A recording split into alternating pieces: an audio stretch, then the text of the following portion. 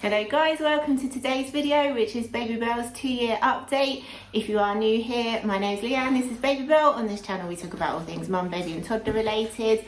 And yeah, it's Babybel's 2-year update. I've got a 2-year-old. It's like, it just goes so quickly. I can't believe that I'm filming this. And it's been like, her birthday was 3 weeks ago as well. So like, that's gone really quickly. But, ball! Show the ball! But finally getting around to filming it now, and as you can see, she's still all over the place as she normally is. So I didn't do a 23-month update because I didn't feel like there was a huge amount of difference between 22 and 23 months. But then all of a sudden, like, loads have changed, and the list here is huge of what I'm going to talk about. Hello, baby. Hi. So we always start these with sleep.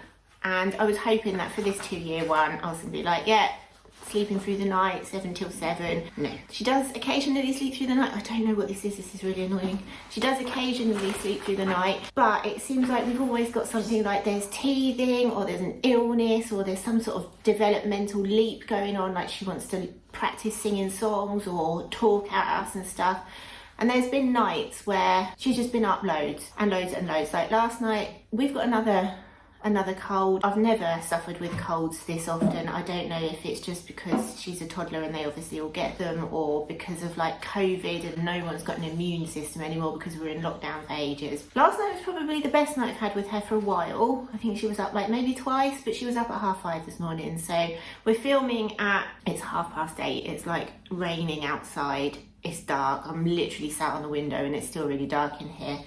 So she's probably going to need a nap in a minute because she was up at 5:30. And it's like, she was knackered yesterday. She went to bed she was asleep by 7:30. Baby! She was asleep at 7:30. So she's normally asleep between 7:30 and 8. And then she's normally up anytime between 6 and 7. So the clocks went back last week, which obviously affects everything a bit.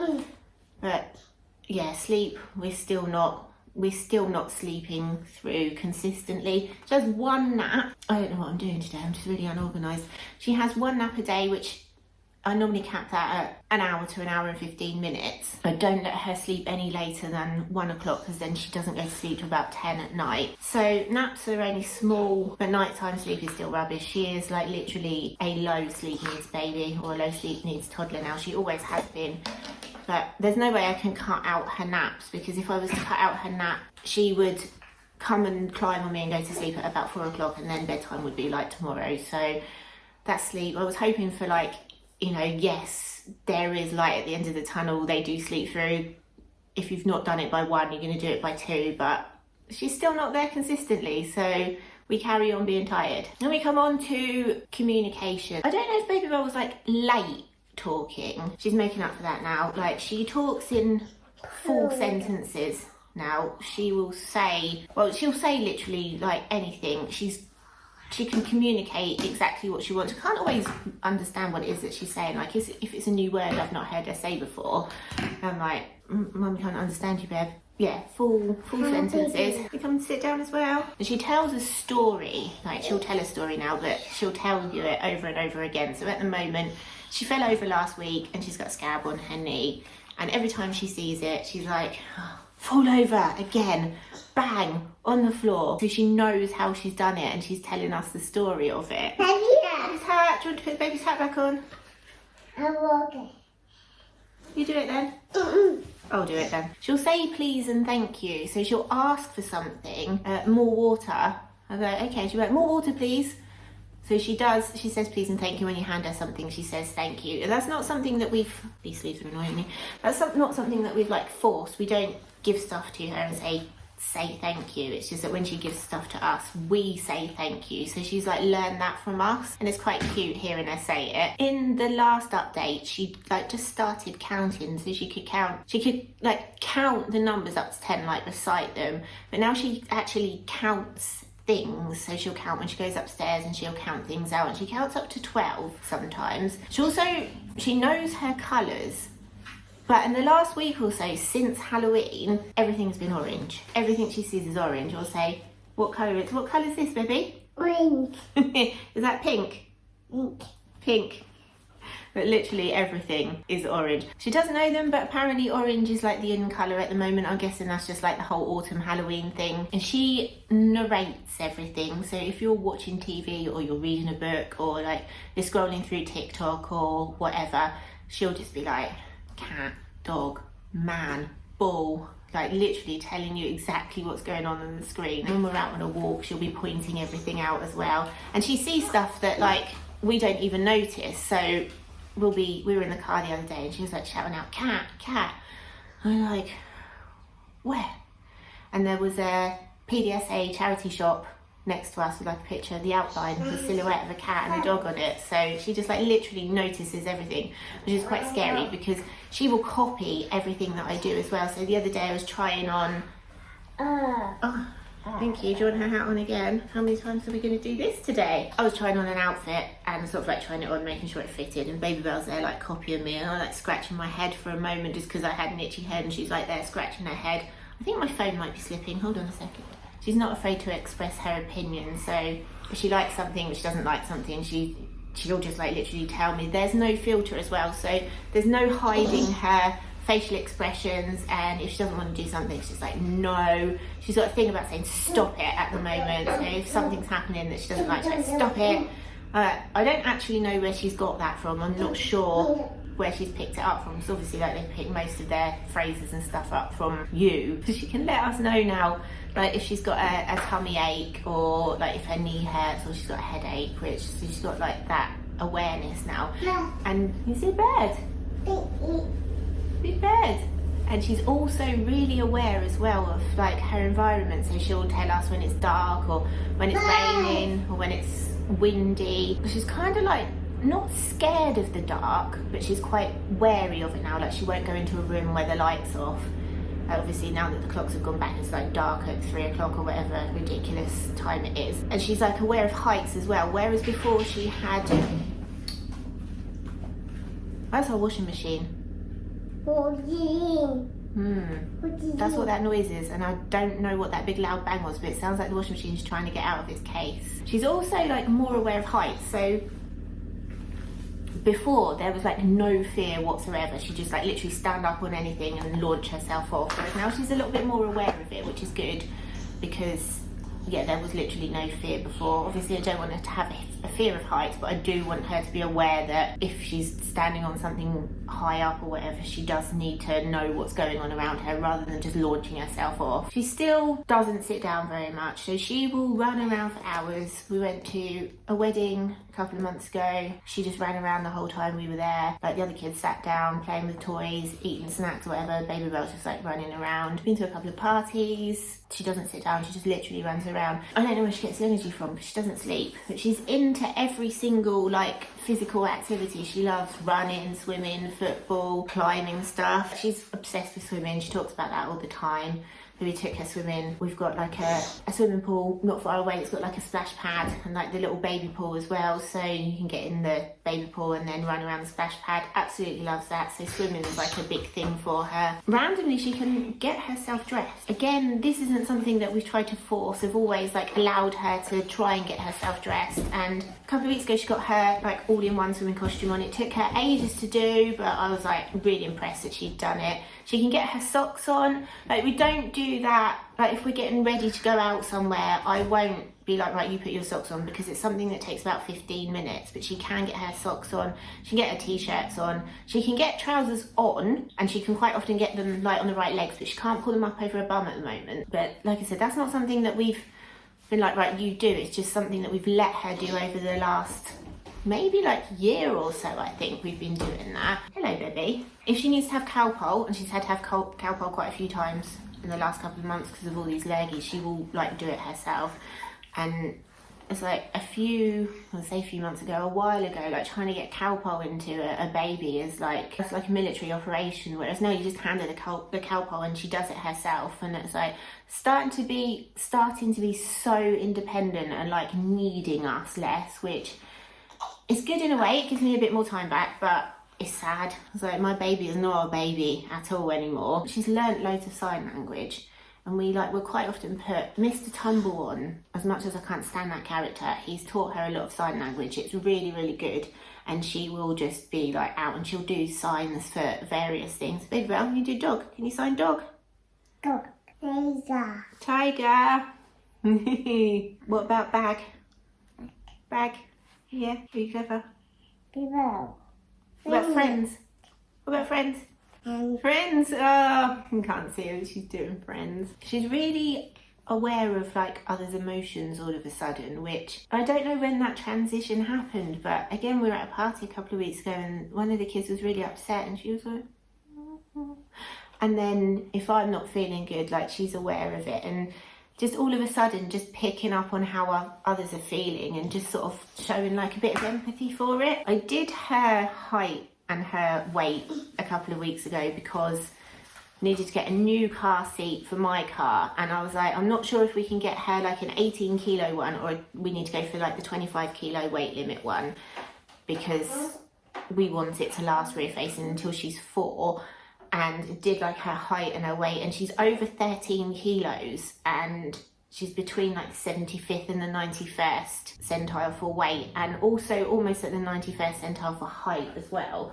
So I was like, okay, we definitely won't be getting her an 18 kilo seat then, because apparently she's quite tall and growing well, aren't you? And that like takes us on to eating. So she's still breastfed. She does still have a snack before her nap, before bed, and then like there might be a couple of other times, and sometimes in the night as well, a little voice will be like, baby please. I have tried to cut that down quite a bit, but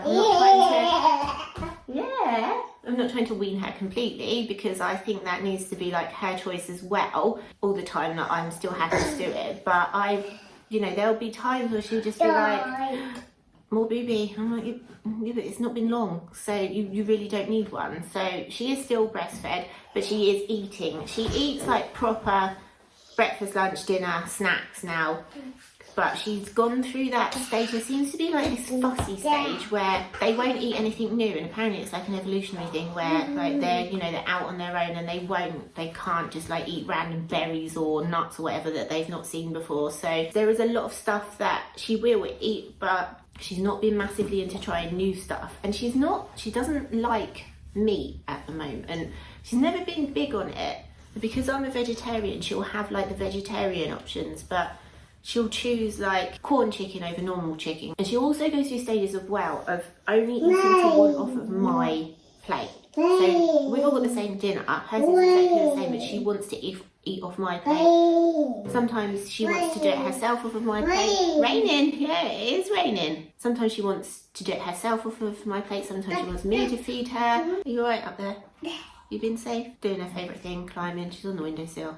Our windowsill's quite low, so she can just get up there, which is awesome. She's still doing all of her tasks, so if you've watched like previous videos, you'll know that there's like loads of stuff that she does. So she empties the dishwasher, she loads the dishwasher now, she helps me make coffee. Obviously I don't let her touch the boiling water, but she does the rest of it. She'll like help me make a drink, she helps with dinner, gets herself dressed, she's trying to do her own hair. There's just like so many things that she do, and she wants to be helpful. Like she is at her happiest when she's helping others do stuff, and it's just like, it is so nice to see, and I hope that she doesn't grow out of that, like actually enjoying helping others. She will entertain herself a lot more than she used to, which means I can get stuff done now. Hey, what are you doing up there? Like if there's like a colouring activity, or she'll play with toys. She's got like a train track that she'll get out, put together, put it away, get out, put together, put it away. There's like loads of stuff that she does, which is good because it means that I can actually get stuff done now without her wanting to be constantly held. So if you have got a clingy baby or toddler, a little barnacle baby, they do grow out of it. They do.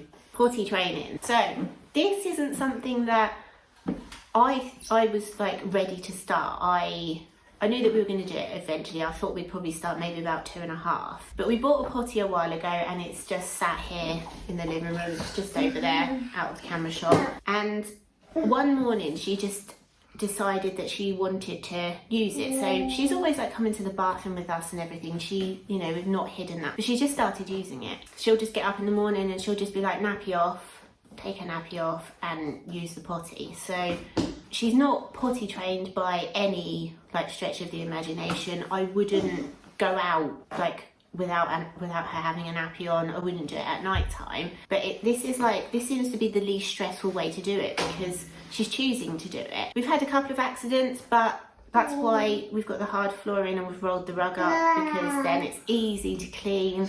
But yeah, what's the matter? And then I'm going to come on to tantrums. So she's a 2-year-old. Obviously she has a lot of emotions that she wants to express, but we still don't get massive meltdowns.